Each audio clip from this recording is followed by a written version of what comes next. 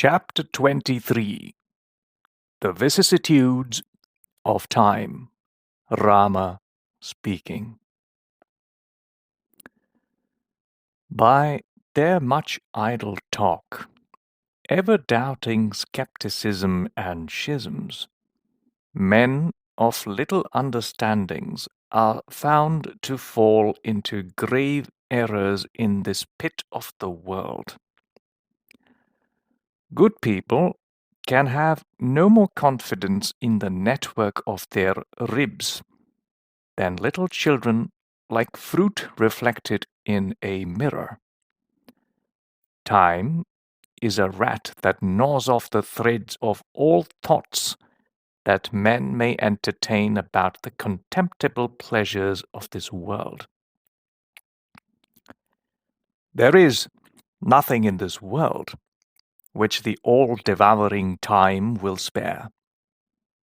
Time devours all things like an undersea fire consumes the overflowing sea. Time is the sovereign lord of all, and equally terrible to all things. Time is ever ready to devour all visible beings. Time, as master of all, spares not even the greatest of us for a moment. Time swallows the universe within itself, whence time is known as the universal soul. Time pervades all things, but has no perceptible feature of his own, except that he is imperfectly known by the names of years, ages, and millennia. All that was fair and good, and as great as Mount Meru, has gone down into the womb of eternity, like snakes gorged by the greedy Garuda. There was no one ever so unkind, hard-hearted, cruel, harsh, or miserly, whom time has not devoured. Time is ever greedy, even though he devours mountains. This great gourmand is not satisfied with gorging himself with everything in all the worlds. Time, like an actor, plays many parts on the stage of the world. He abstracts and kills, produces and devours, and at last destroys everything. Time is constantly picking up the seeds of all four kinds of living beings from this unreal world, like a parrot picks up ripened fruit from under the cracked shell of a pomegranate and nibbles at its seeds. Time uproots all proud living beings in this world, like a wild elephant uses its tusks to pull up the trees of the forest. This creation of God is like a forest, having Brahma for its foundation and its trees full of the great fruits of gods. Time commands this creation throughout its length and breadth. Time glides along constantly as a creeping plant, its parts composed of years and ages and the dark night like black bees chasing after them. Time, O sage, is the subtlest of all things. It is divided, though indivisible. It is consumed, though incombustible. It is perceived, though imperceptible in its nature. Time, like the mind, is strong enough to create and demolish anything in a trice, and its province is equally extensive. Time is a whirlpool to men, and man, being accompanied with desire, his insatiable and uncontrollable mistress, and delighting in illicit enjoyments, time makes him do and undo the same thing over and over again. Time is prompted by his rapacity to appropriate everything for himself, from the near meanest straw, dust, leaves, and worms, to the greatest Indra and Mount Meru itself. Time is the source of all malice and greed, and the spring of all misfortunes, and cause of the intolerable fluctuations of our states. As children play with balls in a playground, so does time play with his two balls of the sun and moon in his arena of the sky. Upon the end of a kalpa age, time will dance about with the bones of the dead hanging like a long chain from his neck to the feet.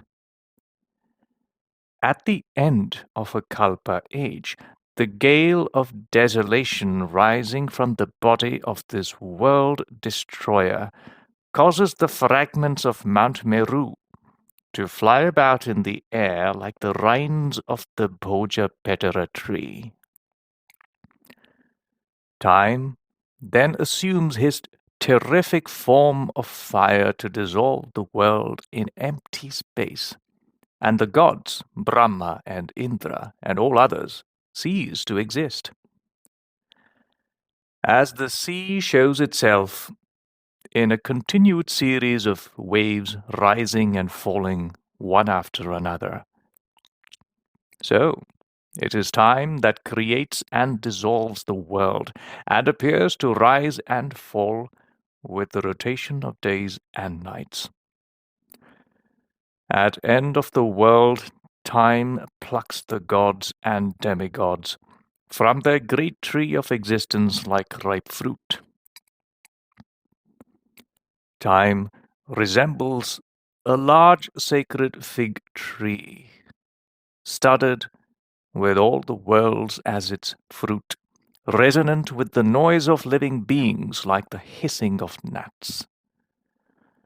Time accompanied by action, as his mate entertains himself in the garden of the world, blossoming with the moonbeams of the divine spirit. As the high and huge rock supports its body upon the earth, so does time rest itself in endless and interminable eternity. Time assumes to himself various colors of black, white, and red, at night, day, and midday, which serve for his vestures. As the earth supports the great hills that are fixed upon it, so time supports all the innumerable ponderous worlds that constitute the universe. Hundreds of great kalpa ages may pass away, yet there is nothing that can move eternity to pity or concern, or stop or expedite his course. It neither sets nor rises. Time is never proud to think that it is he who, without the least sense of pain or labor, brings this world into play and makes it exist. Time is like a reservoir in which the nights are mud, the days lotuses, and the clouds bees. As a covetous man with worn-out broomstick in hand sweeps over a mountain to gather particles of gold strewn over it, so does time, with his sweeping course of days and nights, collect all living beings in the world in one mass of the dead. As a miserly man trims and lights a lamp with his own fingers in order to look for his stores in each corner of his rooms, so does time light the lamps of the sun and moon to look for living beings in every nook and corner of the world. As one ripens raw fruit in the sun and fire in order to devour them, so does time ripen men by their sun and fire worship, to bring them under his jaws at last. The world is a dilapidated cottage, and men of parts are rare gems in it. Time hides them in the casket of his belly, as a miser keeps his treasure in a coffer. Good men are like a garland of gems, which time puts on his head, for a time with fondness, and then tears and tramples it down. Strings of days, nights, and stars, resembling beads and bracelets of white and black lotuses, are continually turning around the arm of time. Time looks upon the world like the carcass of a ram, with its mountains, seas, sky, and earth as its four horns, and the stars as its drops of blood which it drinks day by day. Time destroys youth as the moon shuts the petals of the lotus. It destroys life like a lion kills the elephant. There is nothing so insignificant that time does not steal. After sporting for a kalpa period in the act of killing and crushing of all living beings, time comes to lose its own existence and becomes extinct in the eternity of the spirit of spirits. After a short rest and respite, time reappears as the creator, preserver, and destroyer of all who remember all. He shows the shapes of all things, whether good or bad, keeping his own nature beyond the knowledge of all. Thus does time expand and preserve, and finally dissolve all things by way of sport. Chapter 24. The Ravages of Time. Rama continued to speak. He said, Time is a self-willed sportsman, like a prince who is inaccessible to dangers and whose powers are unlimited. This world is like a forest and a sporting ground of time, where the poor deluded worldlings are caught in his snare, like bodies of wounded stags. The universe is merely a pleasure pond for time, and its undersea fires bursting those there are merely lotus flowers. Time makes his breakfast of this vapid and stale earth, flavored with the milk and curd of the seas of those names. His wife, Chandi, with her train of matres, the Furies, ranges all about this wide world like a ferocious tigress. The earth, with her waters, is like a bowl of wine in the hand of time, dressed and flavored with all sorts of lilies and lotuses. In the hand of time, the lion, with his huge body and startling mane, his loud roaring and tremendous groans, seems like a caged bird of sport.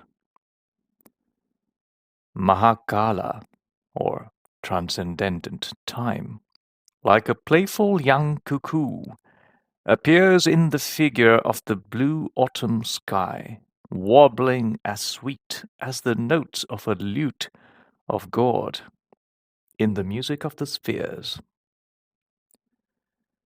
The restless bow of death is found flinging its sorrowful arrows with ceaseless thunder claps on all sides.